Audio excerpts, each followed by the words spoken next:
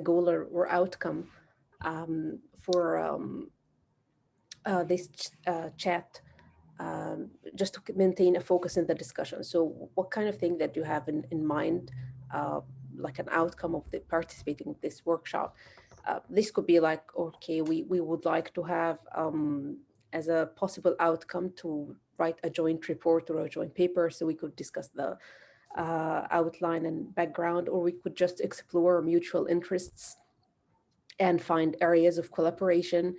And since we're just a few number of us, we could also like talk about what particular part of data privacy, security, or technology relevance we could just pick a focus. So it's really up to you.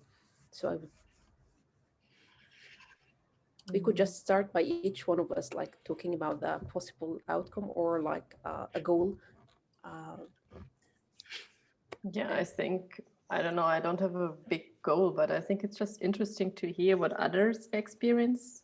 So to see if there's similarities towards the topic, but it's just Okay. both data security and relevance of technology is both relevant for me, and also maybe connected, because even if technology is relevant, how do we deal then with data security?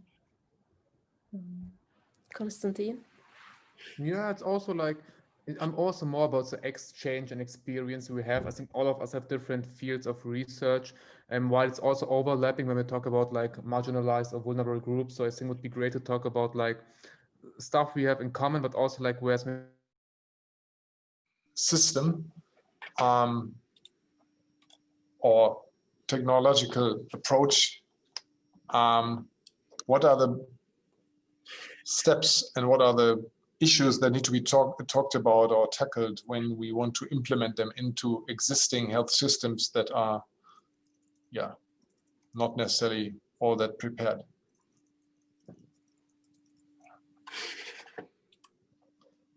So I can write this down. I think mapping all that down, maybe we might want to discuss how we can measure the success of these systems when they are implemented. Measure success, so the evaluation bit really that came up also.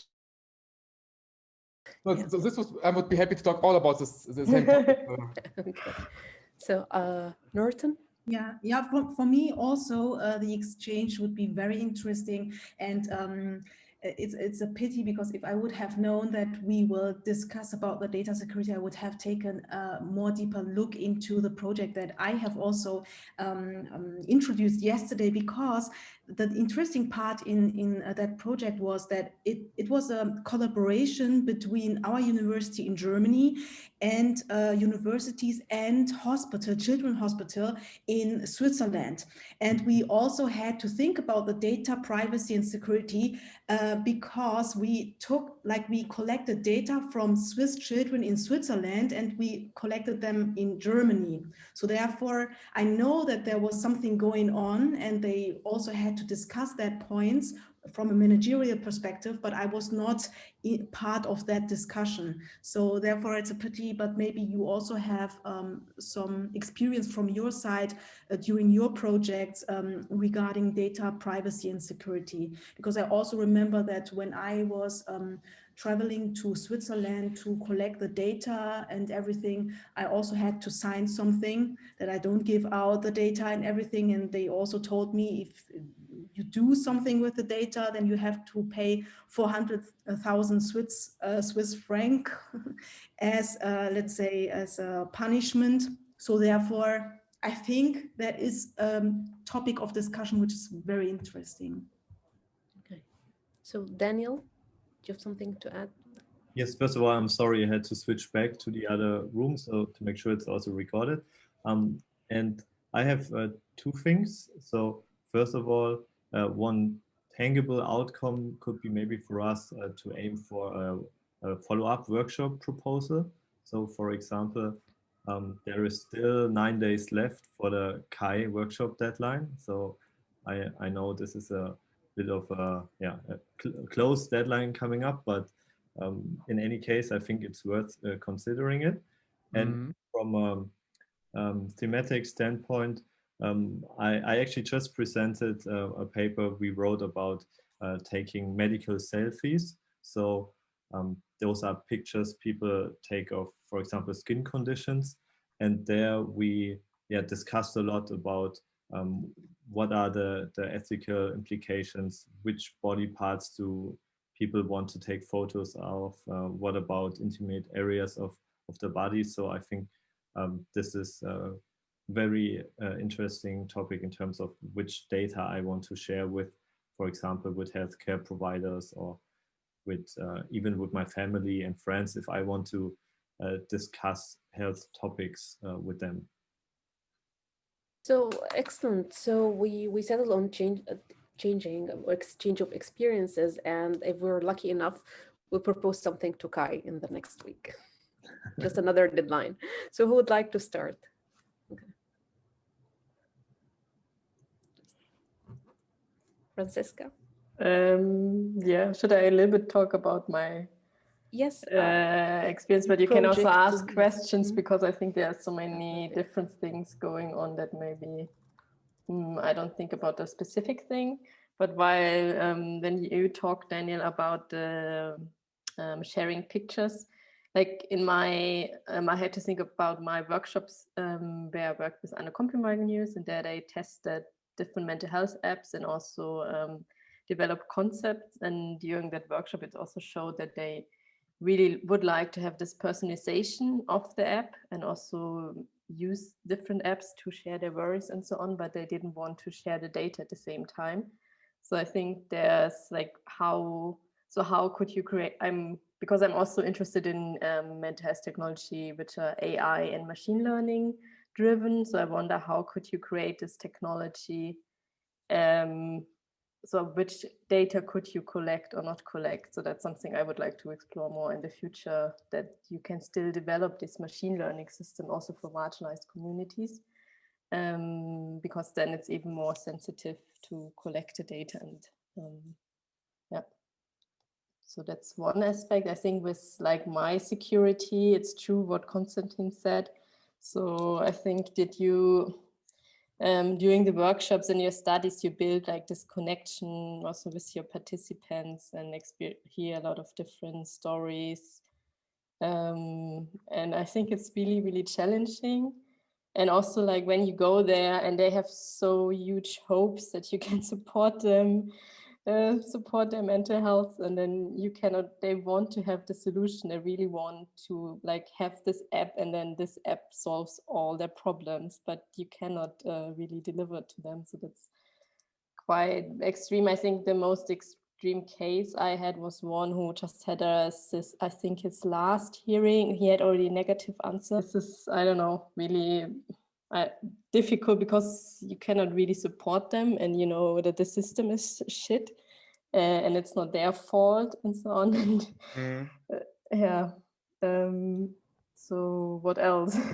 I was So anyone has advice for Francisca? Like, how do you manage the expectations of participants? I think all of us like have been through this like one way or another. Yeah, I just got a follow-up question. So I don't know about your chair, but do you have also some kind of supervised mechanism so you can kind of meet and talk with others about stuff which happened to you during your research? Just to kind of, a very extreme example I have was like, I was at one point when I traveled to Palestine, and I picked up my brother from the airport. On our way back, we saw how someone was shot and he was killed while we were passing by, and our taxi driver had wanted to see what's happening, and he passed and it just stopped, and then we had to kind of check what's happening there, and there are two Israeli soldiers shot a Palestinian guy, and this was something which is quite dramatic, and you're not prepared for seeing stuff like this. And here at our department, we try to kind of come up with self-help groups, I would call it. It's not that we have professionals. We had professionals in the past, but we see that also just by talking with each other, that people who know the same field or know the research setting, it's also quite helpful to just get some understanding and just to kind of talk about this. So I was just wondering if you have some kind of similar mechanisms or whatsoever at our department chair. We don't have it really organized at our university. So the only thing what I'm doing is that I don't know, I'm a lot in contact with Reem. So she was here for some of the workshops, and then we meet and talk. So that's like more like peer support.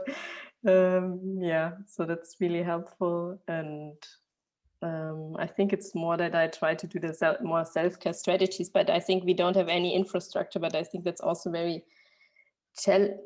because I try to organize infrastructure, like infrastructure or like some structure to get support, but I didn't really want to have like this professional support by the university, because I could do counseling there, but they don't really understand, I think, because at the technical university, I think there's nobody who does like similar kind of research. So it's more about preventing burnout in general and so on. So the counselor, I think, is not really prepared for that. And then I think because I'm like, even if we have some similar research, like people doing similar research, it's not in this same way and like in a similar context. So the best thing, I think, is that you have connection to other researchers working in that area, like this Reem. But then I think when others starting to conduct this research, this is really difficult to find. I totally agree. I got like the same experience as talking to other researchers from doing like similar research, similar methods, similar fields. That this is quite helpful, but also like for the next generation of researchers, there should be like some kind of advice given on how to kind of not only approach the field, but also how to kind of be safe and stay sane. But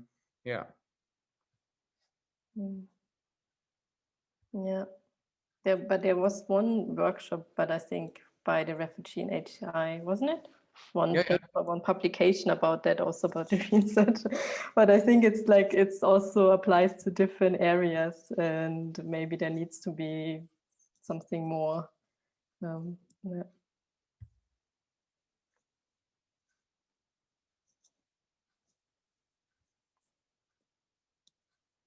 So was there a question for Daniel? Your first question was for Daniel. Correct. You had a question about the data sharing and apps? No, it was not a question. It was just a connection with data. How do we collect the data? I mean, how do we collect them in a transparent way? Also, like when we develop the technological solutions, and if the solution is collecting data, then we still need to find ways how to make it flexible, that we can design solutions which are as good as the other machine learning solutions, but then communicate which kind of data we are using. How do you communicate that? How do you maybe create a choice? Because sometimes you don't need a lot of different, you don't need collect all data, but you could combine different ways of data collection methods. But it's, I think, really complex to design that in a transparent way, especially if you design AI machine learning systems. But also then ensure because I think especially when you collect data, then you need to communicate how it's processed and who has access to it. And I think that's really difficult with technological solutions, because I think in my case, it was even that they really like the apps using like collecting positive things or like worries and so on. But it's not only that then the technological, like the app has access to this data, but even if they live together with others, maybe they could access the technological tools, and how can you guarantee that this is safe and protected to others in shared space? So I have like one really bit minor experience of like data collections, because working with the marginalized Bedouins in Egypt, they were to design app to collect their cultural heritage. And initially that was a cooperation with the UK university. In the UK system, is like everything, like every data you collect, somehow it has to be like open access. When you get like government fund, it has to be open access. But then we had like that tension at the beginning, is like, first of all, so these Bedouins have data like navigation in the desert, or like some recipes or traditional medicine they might not want to share with others. And so that was quite something at the beginning, because when we wrote obviously when we wrote the proposals, we had like no Bedouin participating in writing the funding application, etc. But then when the time came to execute, is like we had like these different opinions. Is like, and I felt bad because we didn't really represent the marginalized group interests at the time of writing. That would have made like a big difference. Um, we still have an issue going on, is like how to transfer or to explain to the people who are not really technical savvy where their data are. I mean, they use the internet, so they have an idea, but still is like, so where the data resides, what rights they have, and how people could like take the data, for instance, and extract something else or put it in a machine learning algorithm, and without really explaining. So I think this is an interesting area, and I haven't read a lot about um, like addressing this issue, particularly like explaining them to non-tech savvy people. So that's something, um, perhaps an area to explore in the future. I don't know if someone else has experience explaining data security to like rural people or marginalized communities. So I don't explicitly have experience in explaining data privacy and security, but I think what you, Shaimer, also mentioned in the beginning was this this managing expectations, and I think this is also closely related to, first of all, explain to the populations you are working with, so what can they expect as an outcome. So we have we sometimes have these research outcomes which are not really tangible for the participants we are working with, and communicating to them that we might have a conference paper out of this, but there is no practical implication for them. I think this is very challenging, and I, I I think this could be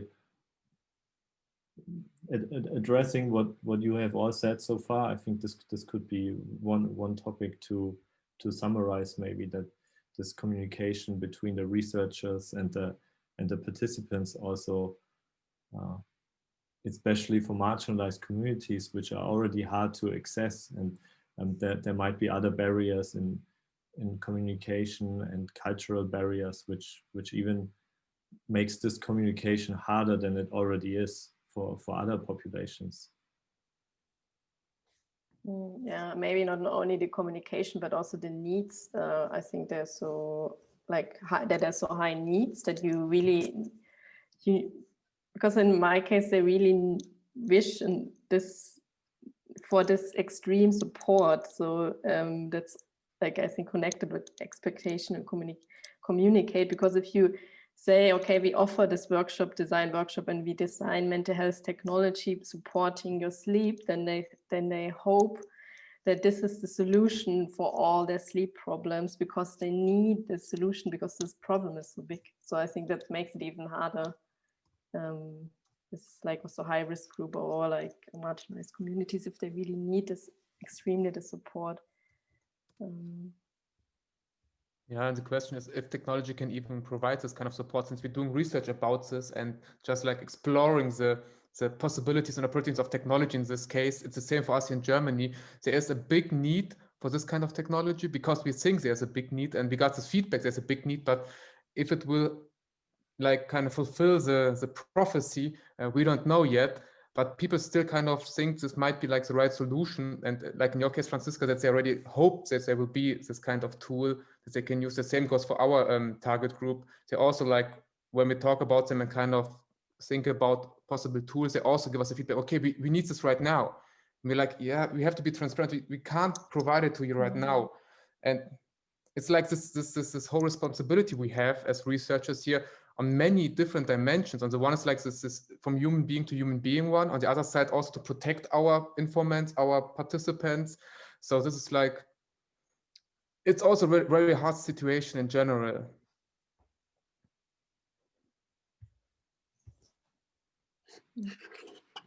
So do you have experiences, Constantine? I'm referring to you because you worked in like in Africa and like in Morocco and Palestine, and so how did you do that? Or if you couldn't, it's like, so how did it ended up with your participants?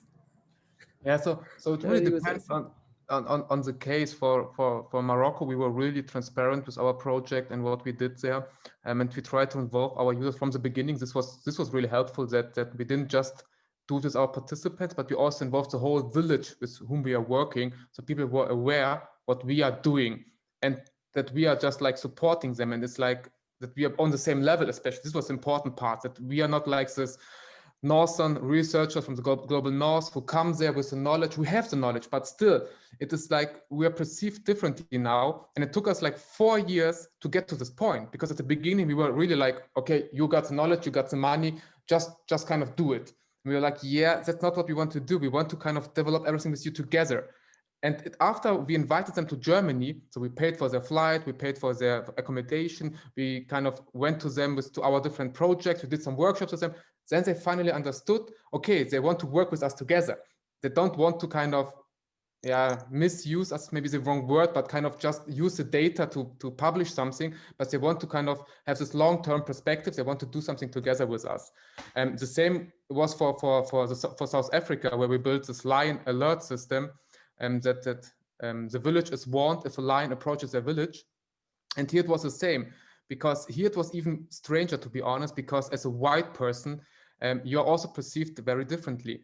In the area where we are working, there are only a few white people, and all of them are usually very rich white people, because they own some lodges there, they own a lot of land, so they're perceived very differently. Even if you don't have the same experience with apartheid, in Botswana, people still, it was strange for me to be there, to be honest. It was really crazy that I was the only one who has a car there, because I have enough money from university to kind of rent a car. And kind of people, even if I gave them something in terms of like a smartphone or something like this, they even perceived it as a much higher value than their own smartphone, even if it was the same model. This was totally crazy for me to kind of experience and observe. And this was really hard. I'm still kind of trying to process everything. But here we took also a lot of workshops and a lot of talking, that we came on the same level now. And we told them, we will provide you with some stuff, like a system which you can use to kind of track the lions, and that you know where the lions are.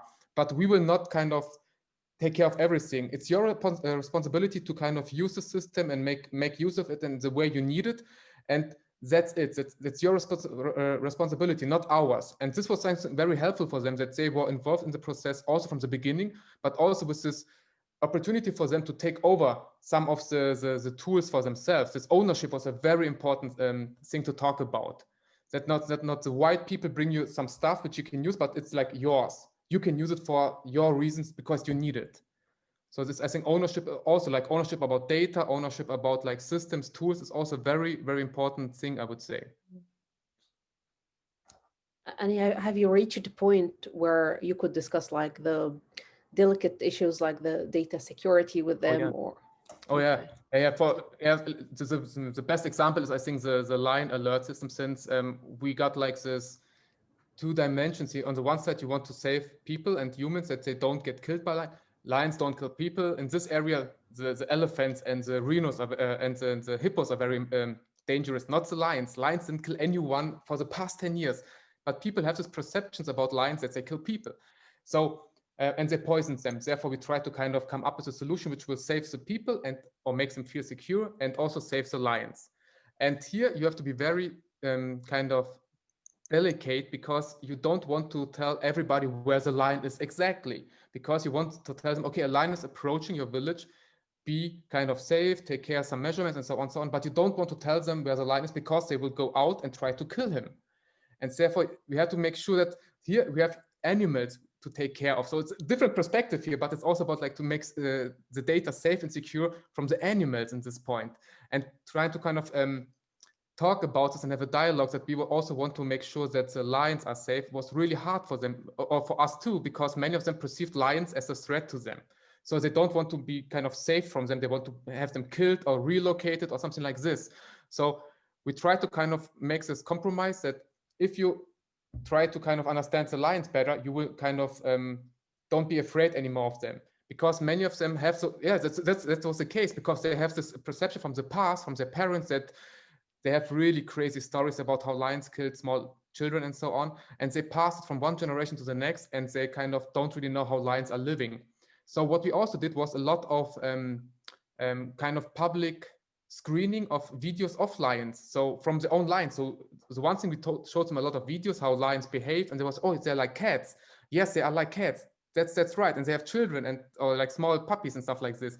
And on the other side, we try to involve them by let the village name the lion which was living close by, so they know, there was Seronga, so this is our lion, and so they got this emotional connection to them. So the knowledge was very important, ownership, and also involving the participants during the whole process, and be very transparent what our own role is.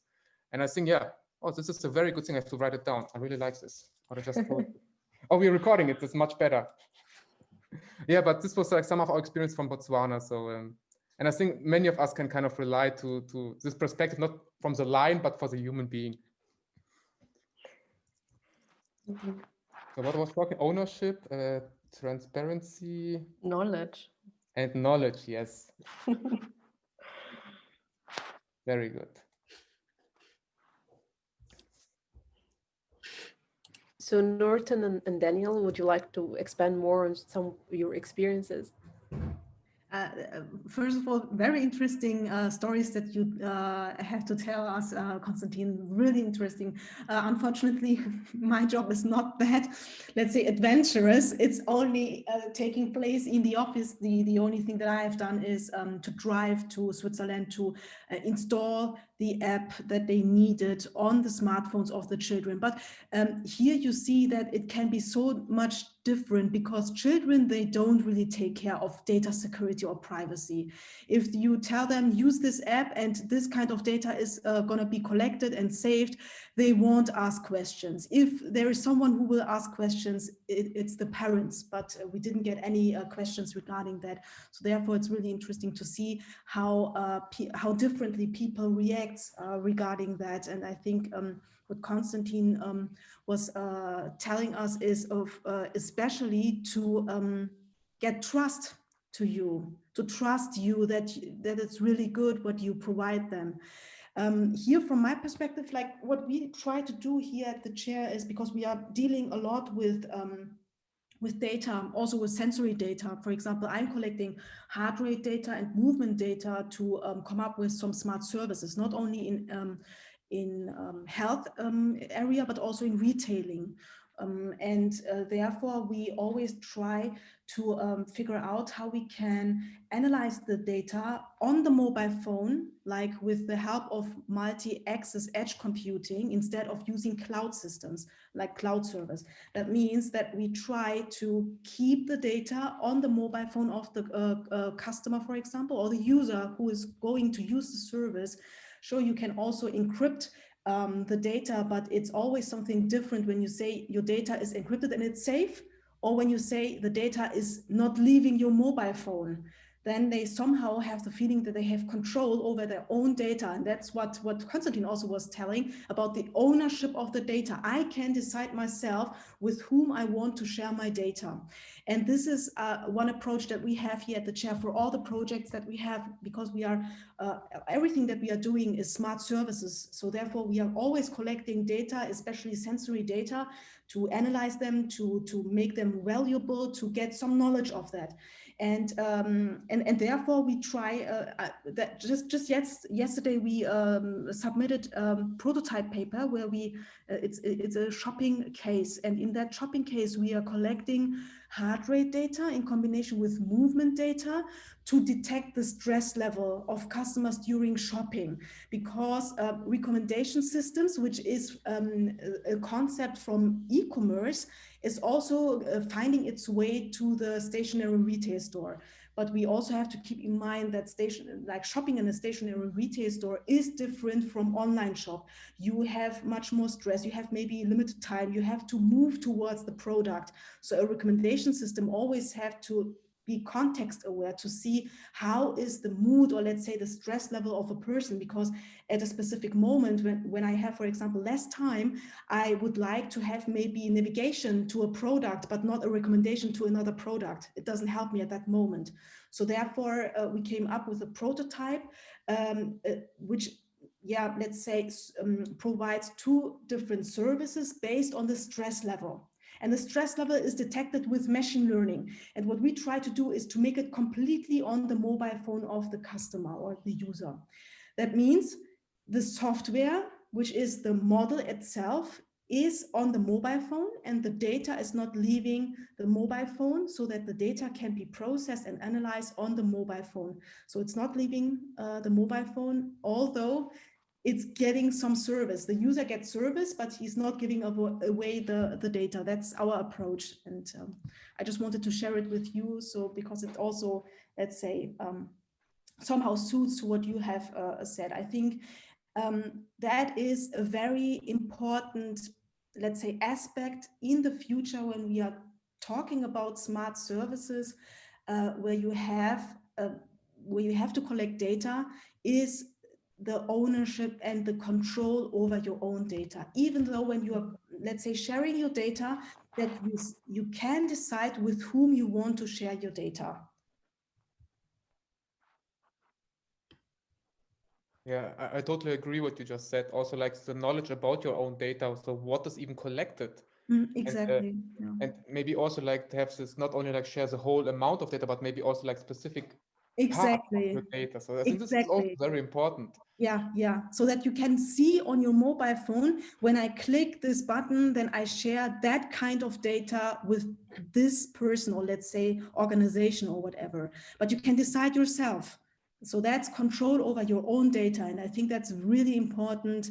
That will be really important in the future when we deal with a lot of smart services, because we are now so digitalized and dealing with a lot of different smart services, that we will have to think about that kind of options and approaches.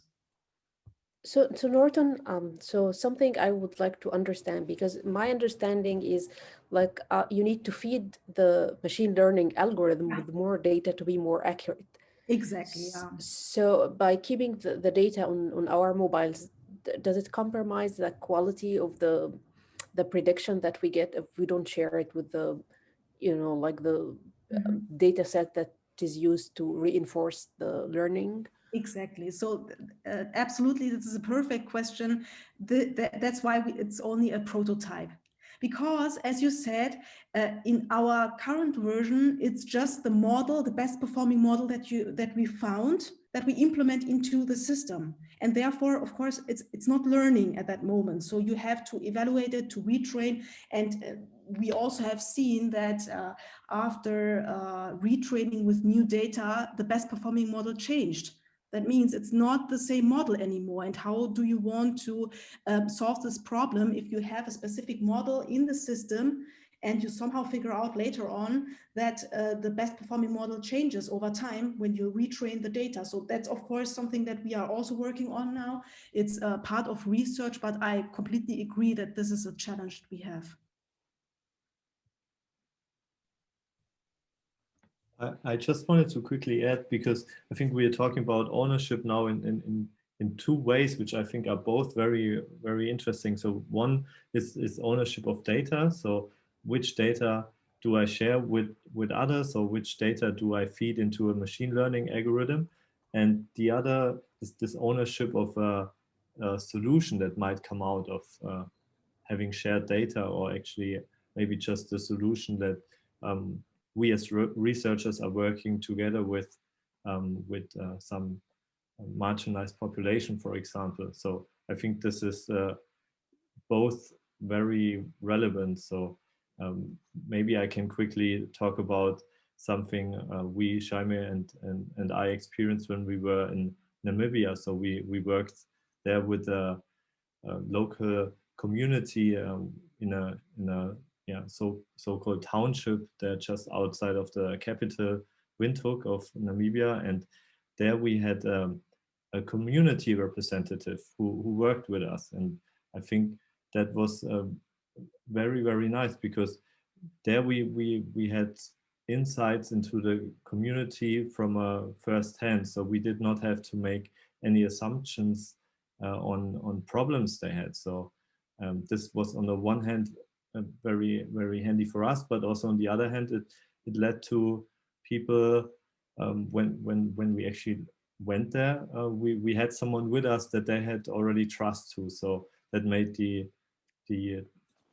let's say, us transitioning into the community, which is probably a bit too far, because we only spent 1 day in the community, or actually 2 days in the community, but only 1 week there in Namibia. But it really made it easier for us. And I think if we think about long-term projects, we all agree from what all you have said so far that this intercultural exchange only works if you have built trust, and this will I think in turn also make it easier for the populations we are working with to take ownership of the solutions that we are designing.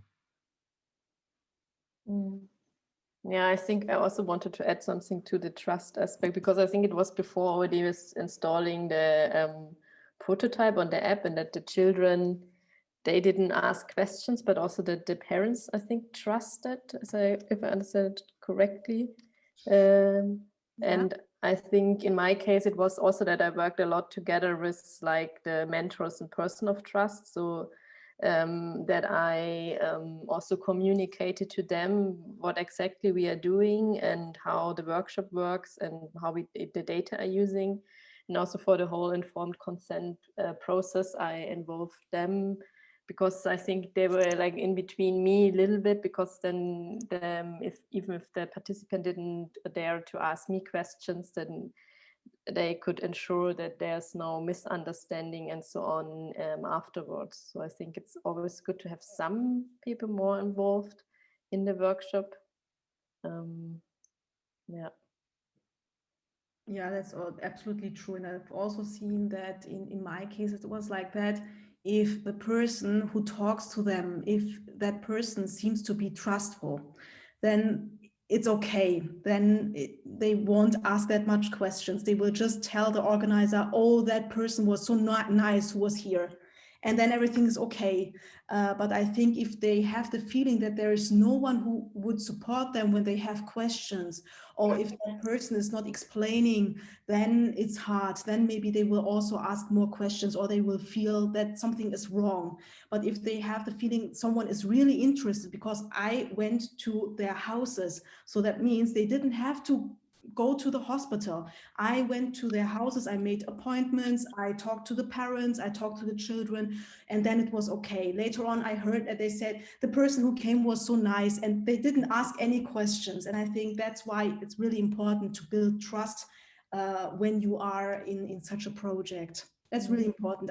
I would say before I started the project, I didn't see all the challenges. Later on, I would say, yeah, if I would have known that that kind of challenges would come, then I would maybe not be that afraid, because I thought maybe when this doesn't work technically, or when this doesn't work, but in the end, completely different problems arise.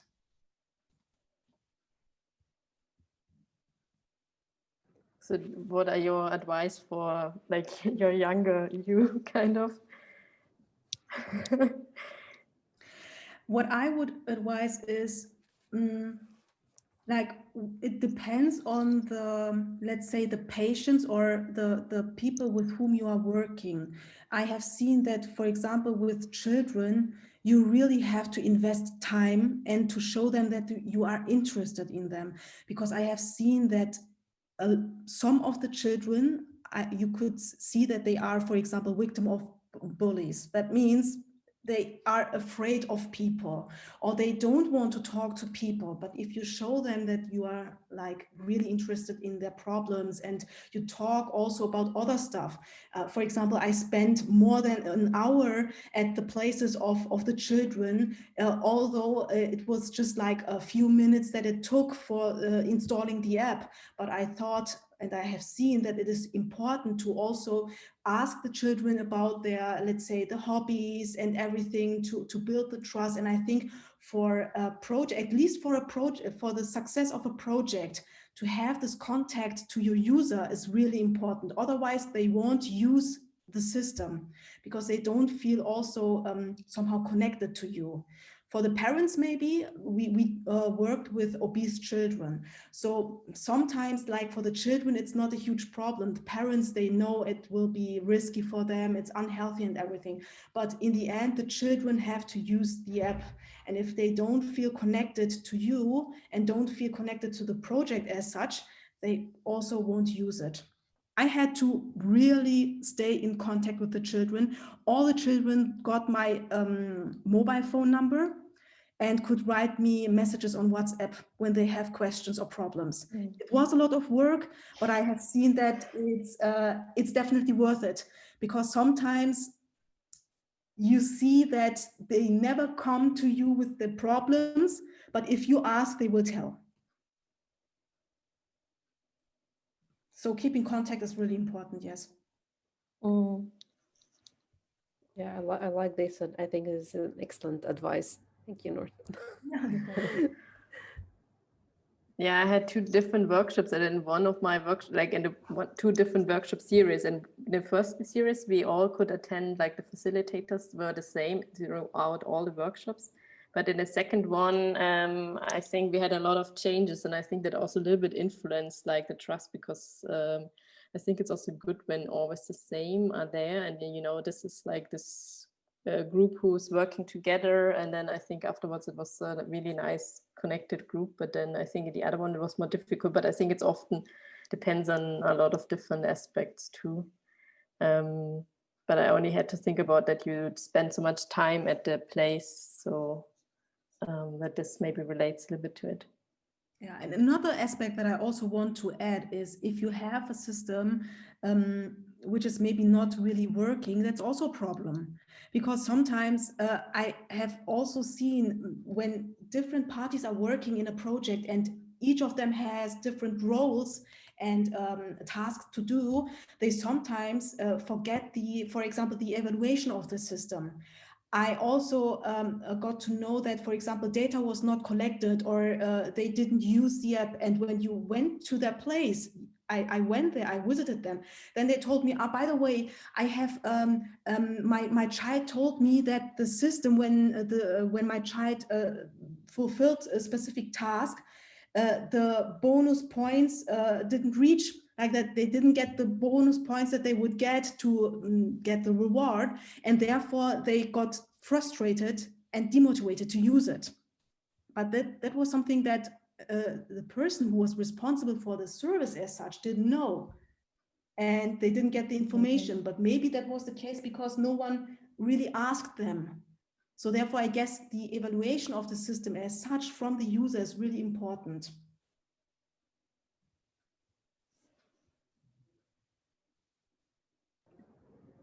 So yes, I think this is another excellent point, because yeah, it also comes to the how people like see us as a technical, like someone from the university coming to them and then having stuff not working. So it's kind of really disappointing and frustrating, and to have to explain this is a prototype.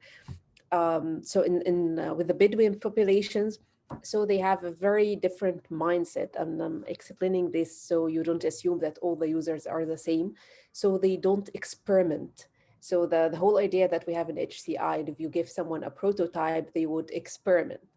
But having lived very long years in the past in the desert, they learned how to secure their territory. So they don't need to experiment, so they don't lose assets like the sheep, for instance.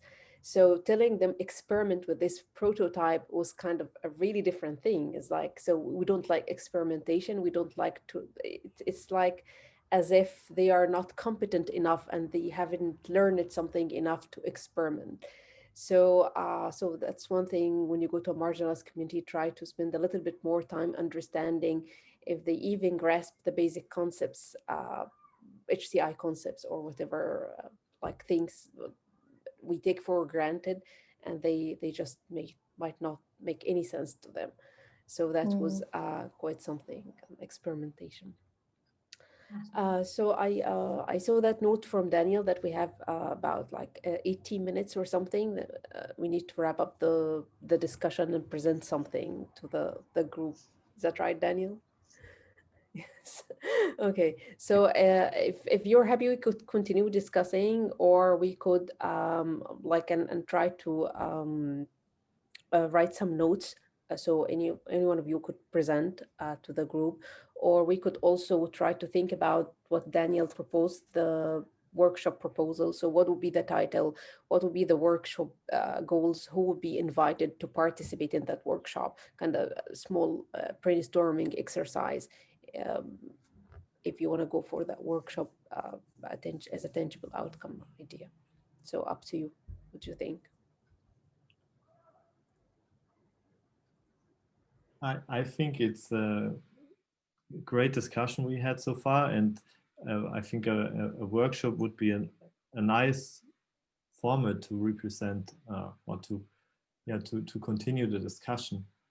And I just wonder, so I'm not familiar with any other workshops that have already covered this topic of how this interplay, or how this collaboration between researchers and populations from different cultures work. Maybe Shaime, you have a better insight there. So I'm just making sure we are not proposing something that has already been done before.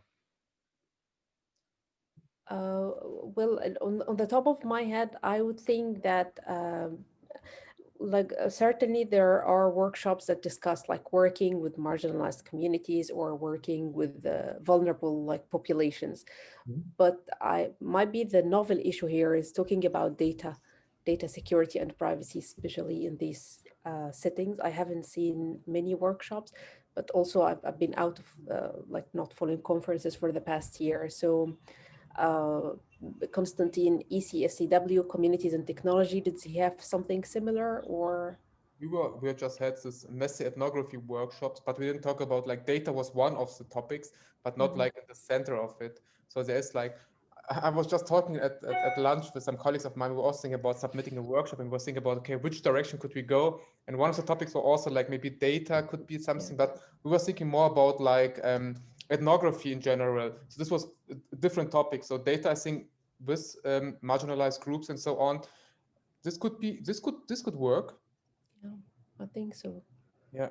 So, Norton, Yeah. Francisca, are you familiar with other workshops that discuss the same thing? There was only one workshop, I think it was last year at CHI, which was about participatory design methods and children. So that's, and I only had to think of that workshop because like they also talked about like communicating more what are the solutions and ownership and these aspects, like, but this is again more connected to the methods. And so I think I'm not aware of other workshop. I was thinking once also that organizing a workshop about data and machine learning, because I think like the machine learning aspect in mental health, it's really big at the moment. And there was also some papers about that there's research missing, how do you design these technologies. And then I think I know about some publication which talk about this treatment gap, that you increase the treatment gap if you don't, in general, when you design mental health technologies for like only mainstream populations, and if you only have the data of these mainstream population, then you increase the treatment gap. So I think it's a really important topic to discuss. Yeah. So yeah. So Norton, would you like to say something? Yeah, from my side, unfortunately, I'm not aware of a workshop in that context, but also due to the fact that I'm like for my PhD thesis, that's not that relevant at the moment. I am more working on retailing stuff, so therefore I'm also not that much into this topic. So therefore, I'm not really aware of a workshop regarding that topic. But I thought your point, you have more like, if I don't know so much about your research, but I think you had a lot of interesting comments and solutions also about like I think this connection between stress and what was it, online shopping? That was online shopping. It was stationary shopping. Exactly. Okay. Because I think because I know that some other persons researching about more in a different way, like it was about online shopping, but also then detecting the mental health status to prevent that this person who's, I think, manic depressive, that they shop so much when they're manic, kind of. So I think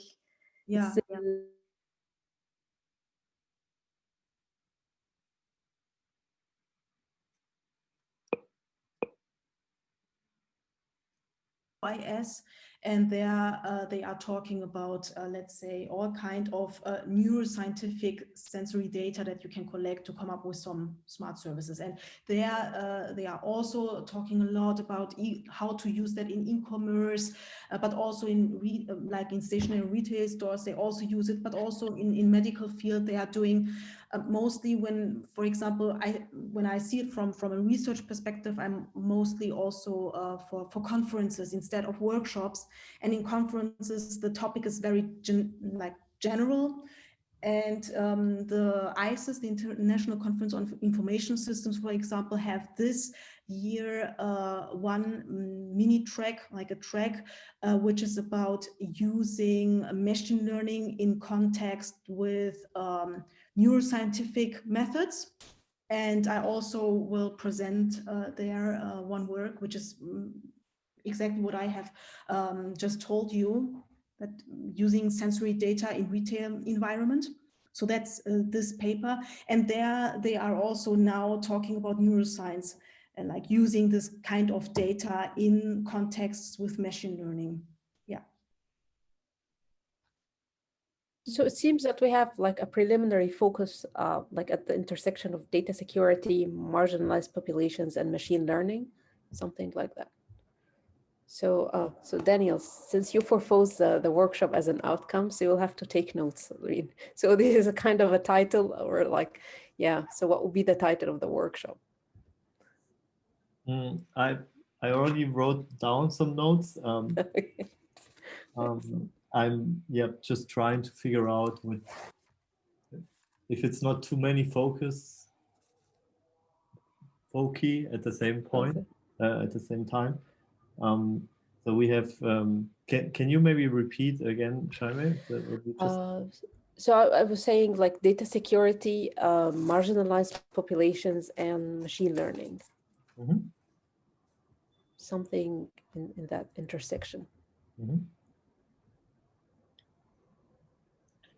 So I wonder if data security is that a term that really is clear to people, that we actually mean that people are aware of the data they're contributing or they're sharing. So we were also talking about data ownership. I just wonder what really captures our discussion best here. Yeah, it could happen like the same as this workout group, like people misunderstand security as if we're discussing like encryption algorithms and the technical part. So we could just talk about data and machine learning. So ideas. So everyone. It's more because what was it again? Transparency, knowledge, and ownership. Was that also connected to like data? I mean, your piece of wisdom.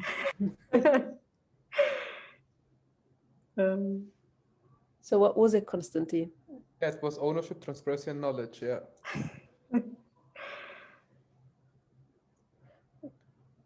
But this could be like 3 subtopics, like when we talk about like data and marginalized groups, like subtopics. Yeah. And trust. So we could have something like data and data, machine learning, and marginalized populations as something as preliminary, and then we could, as we draft the proposal. Okay, so so we could talk about, so who would be the audience? Who would we invite to the workshop? Researchers interested in what?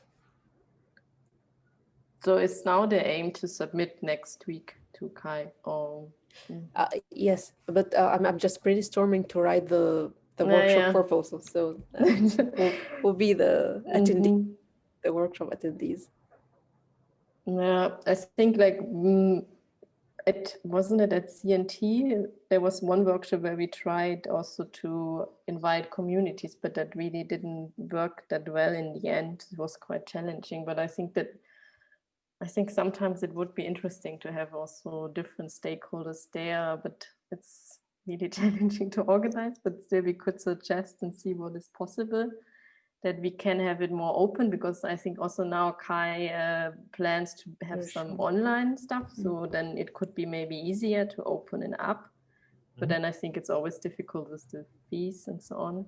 But I think that would be interesting to not only have like HCI, like Kai researchers there, but then I still think it's interesting for different types of HCI researchers. I mean, they're all of mental health sector, but I only know, because I only know so much about machine learning and mental health, so I only know the researchers there, like the recent papers, but yeah.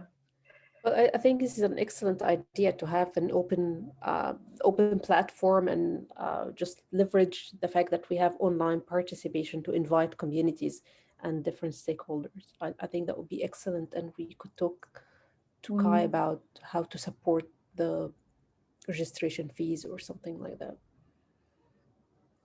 Also, in terms of which part of the Kai community we are targeting, there, I think there's also these established groups, Kai for Good or HCI for the.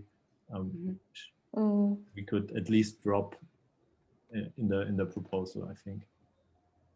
Yes. So what will be the goals of the workshop?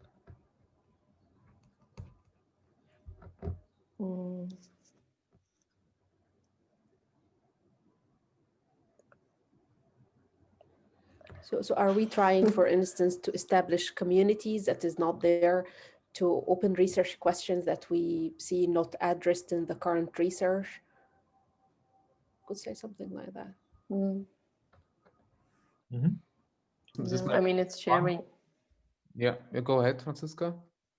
You can go ahead. You started first. I think it's like establishing community is like one part of it, but also like even if you come up with some guidelines or recommendations, even talking about this topic, like how to approach and how to communicate, even this very technical terms usually use, how to kind of involve users here and also like come up with a common language, stuff like this could also be a very interesting outcome.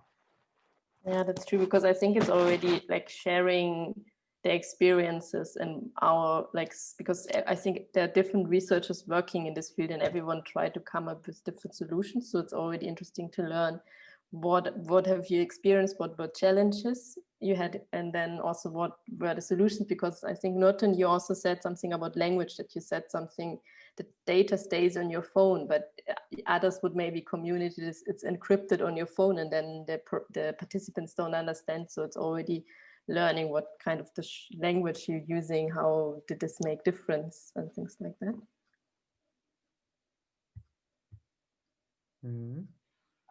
One comment I have on when we think about machine learning, that we could maybe also aim to increase fairness in data sets. So if we also include marginalized communities, when we think about training machine learning classifiers that detect diseases, skin diseases, for example, that we ensure that there's a fair data set. Yeah. Yeah, I think this is also another excellent point. I expect so many like workshops will be Kai about talking about machine learning and data, just because what's happening now in the States next year. But this is, yes, definitely having representation for marginalized populations would be excellent point. Yeah, I think they're always overlooked. So it's also like just a small example here in Germany, we got like this call for fake news and come up with some proposals. And the majority, again, is just targeting the main group of white Germans instead of like we have a lot of migration background, and it's a majority kind of, not majority, but it's a really huge, but no one really cares about them. So kind of having this kind of counter workshop against all the usually global north focused workshop would be really nice to kind of propose.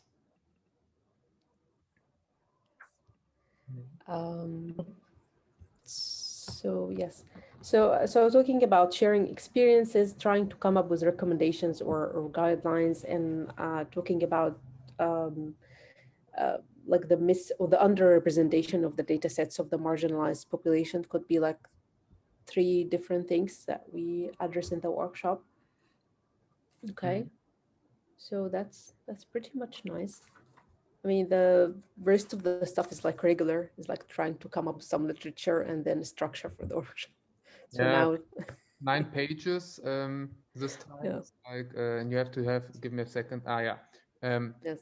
Background, organizers, link to website, pre-workshop plans, workshop structure, post-workshop plans, a call for participation, references. No more than 9 pages in the single column style. So it's it's not much. No, it's not much, but I think like having the focus on the marginalization and trying to bring different stakeholders like community representation into the workshop, that would be really excellent points to stress in the proposal. Yeah. Yes.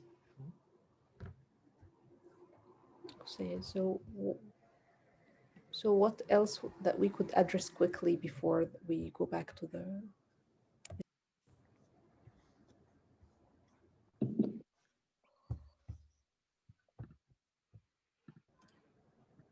Hey, welcome back, everyone. There's 2 more people joining us for the discussion. Okay, so I hope you had interesting discussions in the other room. We certainly did. What I propose is that each group gives a quick summary of their discussion and also of the outcomes. And yeah, maybe group 2, Hayo's group can start, please. Group 2 can start. We have worked busily on the mural. I don't know whether you can see it, so it's not perfect, but okay, we identified 3 themes in the beginning that we want to talk about. And that is, we wanted to talk about co-design, you know, chances or barriers or difficulties in co-design. We wanted to talk about implementation processes, namely also barriers or facilitators of implementation of technologies into health systems. And then we wanted to talk about evaluation. You know, when does it take place? When, what are the good timings? What are the approaches? So we did that, and we actually, you know, went through all of these issues and brought in, yeah, usually then insights from different sceneries and systems in which we are working, be it Germany or Ghana or South Africa. So that was that. In terms of co-design, which was our first idea, you know, co-designing intervention, because Brendan came in and saying, you know, he had come into the project late, and then the initial thought was co-design might have been a way to improve, let's say, the overall, you know, situation, the technology used in this particular project. So we looked at that and then discussed about, you know, pros and cons of co-design, coming to the, yeah, several solutions. We had a critical discussion about, you know, how innovative is co-design. Do many people who are sort of very much on the ground maybe not stop the creativity? Does technology not sometimes jump further, and then, you know, also being ready to perhaps even, you know, go for failure, but still try out things that maybe in a co-design approach wouldn't be tried out, just simply because people are kind of not, you know, in the mindset. So we had a discussion on this, whether this is always true or not, and you know, what are the different approaches to this. Overall, we there was one comment also that was saying, you know, sometimes co-design, I mean, let's say co-design does allow us to start where people are and really takes it from the community that we want to serve, maybe, or that we want to approach with our solutions that we want to work with. But at the same time, it can also be that we just go for co-design because we don't understand the problem enough, and just say, okay, let the others bring in the right ideas, and because we haven't got to where we should be maybe.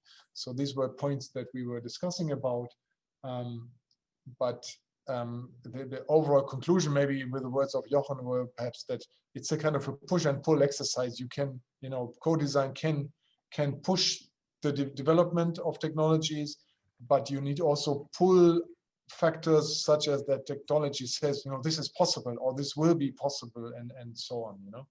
So this maybe coming to the closure on that one.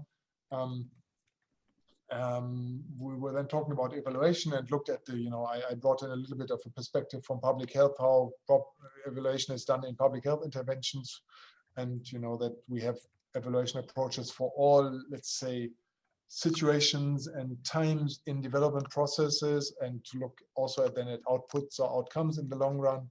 Often the sort of the evaluation of, do we really change something at the health system or health indicator level is difficult, because it's often a long-term issue. But we came back to Corona, for example, saying here, because these things develop so fast, this is a situation where you can even see whether your intervention via the digital technology or whatever actually does things.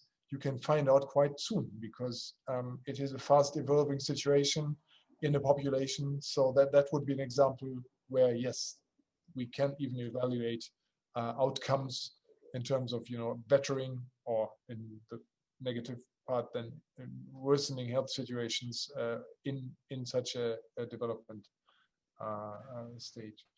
And finally, we talked about the implementation. What are barriers or success factors for successful implementation in health systems? We certainly realized that health systems usually are very complex ecosystems with lots of stakeholders, lots of interests in them, and that in itself already means that if you come from outside with a solution for any problem that may be there, you will face a lot of barriers. We talked about bureaucracy in even systems like in Ghana, as Andrew mentioned, that is, in principle, the system is quite willing to take up innovations, but bureaucracy will be able to stop you, even if you have good ideas and good insights and good developments.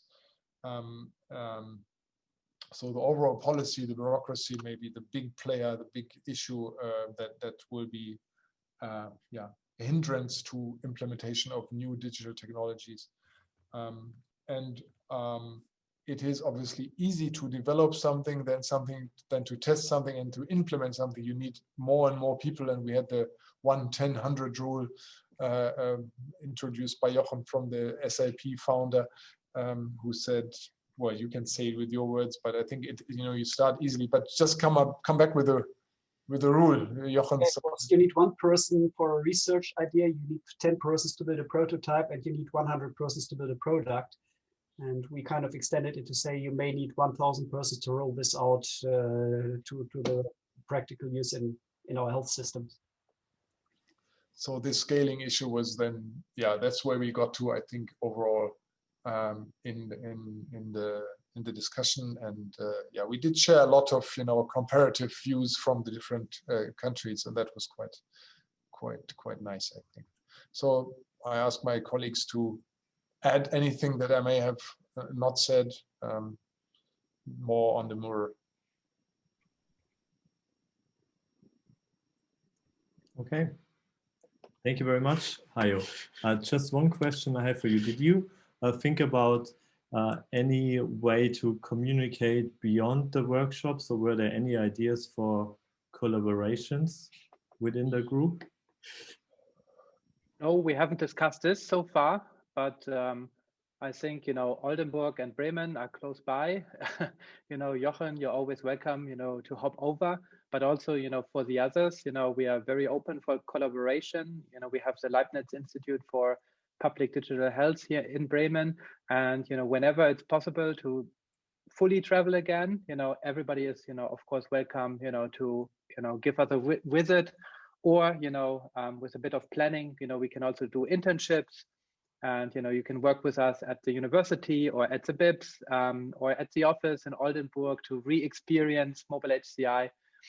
We haven't explicitly discussed this, but I think those opportunities exist here in Bremen and in Oldenburg, and I hope I can also speak for the others of the breakout group that I guess if we are around in South Africa or Ghana or Namibia, I guess we can also hop by.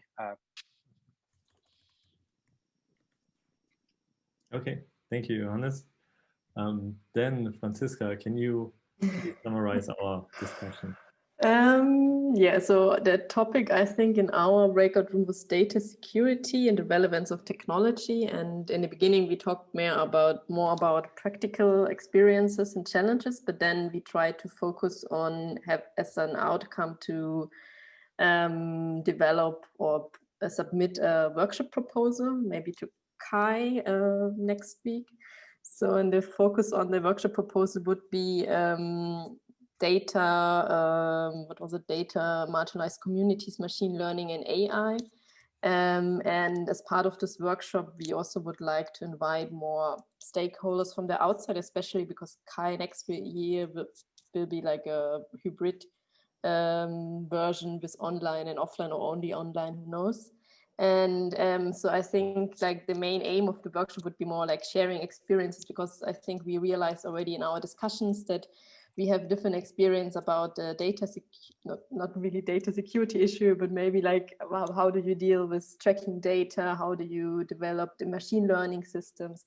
And we had like 4 main aspects here. There were ownership of data, like the participants also feel ownership of the data, the knowledge, like how do you having the knowledge how you share data and how the data is processed, transparency and trust. And I think with transparency and trust, an important part was also language, like how do you communicate using a language which is understandable for the participants. Yeah, and I think one aspect also like of the workshop was a little bit that this is an important aspect to focus more on the design of this data collection process, especially for having more data fairness, and the amount of machine learning and AI systems are increasing, and also to prevent like a increase of the treatment gap. I think that's, yeah, and now you can, if there's anything I forgot, you can add to it from the breakout room. Okay. No, that was an excellent summary. Thank you, Franziska. You're welcome. Thanks. Thank you, Franziska. I think that's yeah, that was 2 good summaries from the work in the breakout groups. What I would like to do now at the end is maybe just a quick round of yeah. First of all, thank you to all of you, and then second of all, some feedback. Like, did you enjoy the workshop? Was there anything you liked in particular? Takeaways. So I think that would be nice to do as a last thing before we wrap up today. So anyone keen on starting this feedback round?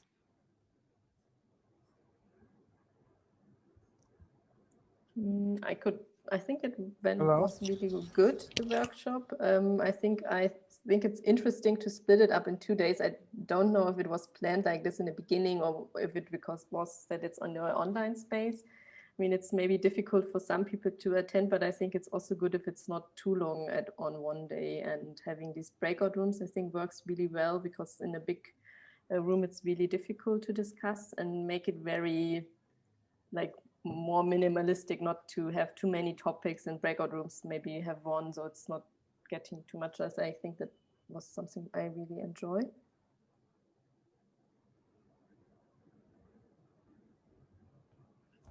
Thank you. Maybe I can just quickly explain. We first had the plan to have the workshop as a 1-day session, but then as we had to go virtual, we considered that 2 sessions to 1.5 sessions would all be a bit yeah, easier for us as I think we all suffer from this Zoom fatigue. So I agree. I think that was a time slot that was manageable for all of us.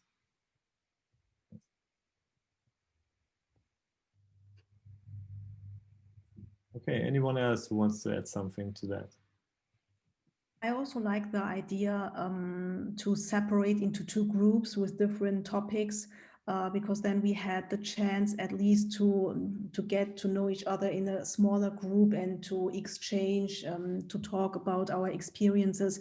And I think if it would be a huge group, then there would also be participants who wouldn't talk or wouldn't say anything and wouldn't have a contribution due to the fact that the time was not given. So therefore, I really like the fact that we had the two groups. I would keep that for further workshops like that.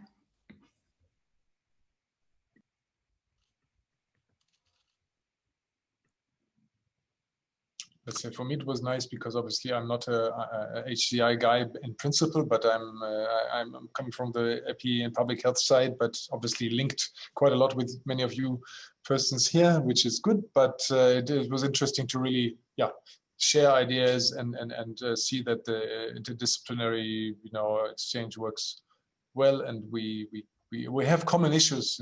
That's quite good, and I think there's a lot to learn from each other, and I think this is the way forward to even, work successfully in this field of the complex issue of health, So there we are.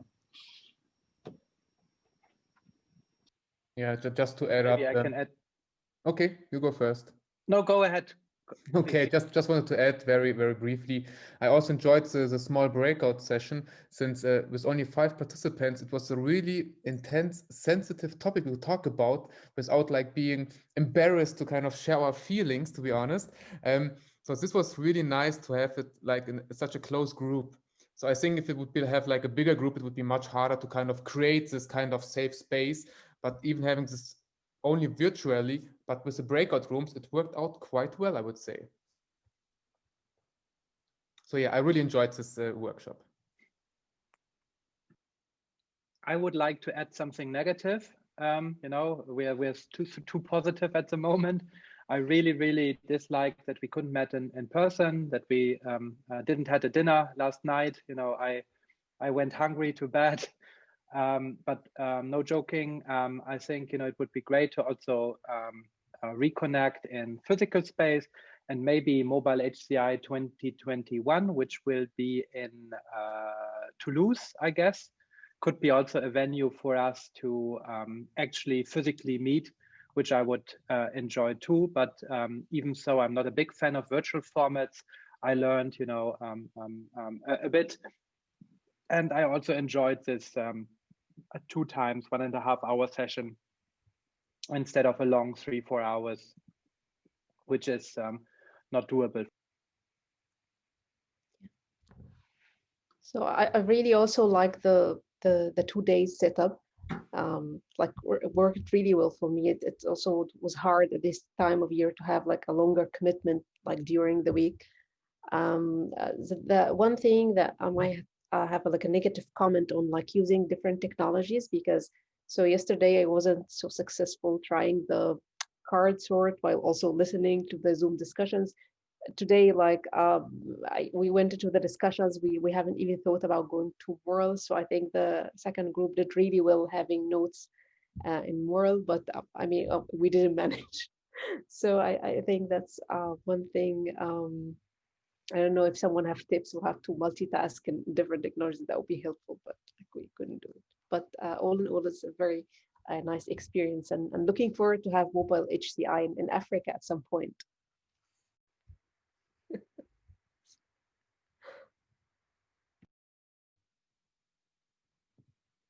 Okay. Yes, so Go ahead. I missed a lot for not being able to join yesterday, because my engagement today was really very interesting, and I always like the interdisciplinarity of these kinds of discussions, because I think research is now moving towards interdisciplinarity, and listening to others that are working around the same problem, but probably looking at it from a different angle or using different methods is always interesting. And I'm also looking forward to meeting in person sometime later in our week. Thanks, everyone.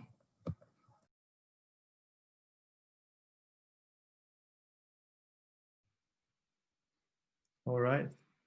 So yeah, it's always crazy how this has been months in the making, and now it's like two short sessions. At least it felt very short for me, and yeah, we are all done.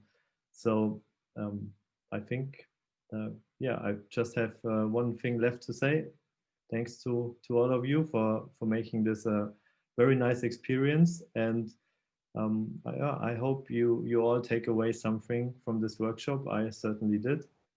And yeah, enjoy the rest of your day and the week, and very nice to meet all of you. Thank you, Daniel, for making. Thank you, Daniel. Thank you very much. Danke, tschüss, bye bye. Thanks, Bye-bye. bye. It was a shame I couldn't Bye. Bye, everybody.